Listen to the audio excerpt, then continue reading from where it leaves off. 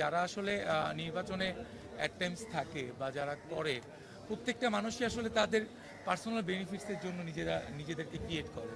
এবং কিছু গুটি কয়েক শিল্পী, মানে একটা ভালো একটা শিল্পী গোষ্ঠী যারা আসলে যাদের অসহায়ত্বের সুযোগ নিয়ে আমরা আসলে এই সময়টায় তাদের থেকে ভোটটা নিই। এবং এরপরে যেটা হয় সেটা হচ্ছে যে আমরা বিগততে যা দেখে এসেছি যে তারা তাদের নিজস্ব পার্সোনাল বেনিফিটস দিয়ে তাদেরকে উজ্জীবিত করে, এবং যারা শিল্পীরা আছে তাদেরকে আসলে উজ্জীবিত করে না, তাদেরকে আসলে ওয়েট করে পরের বছর আবার তাদেরকে সেমভাবে ট্রিট করে সেমভাবে তাদের থেকে ভোটগুলো নিবে।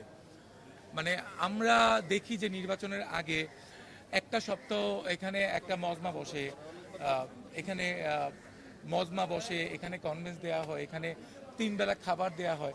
এই জিনিস আমি তো বললাম, মানে ইটস লাইক পার্সোনাল।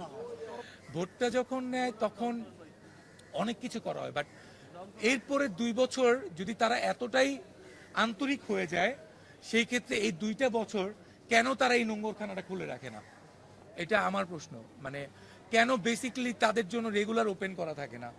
আপনারা তো বলেন অসহায় শিল্পীদের জন্য অনেক কিছু করছেন, তাহলে কেন অসহায় শিল্পীদের জন্য স্পেসিফিক কোনো ওয়ে ক্রিয়েট হয় না?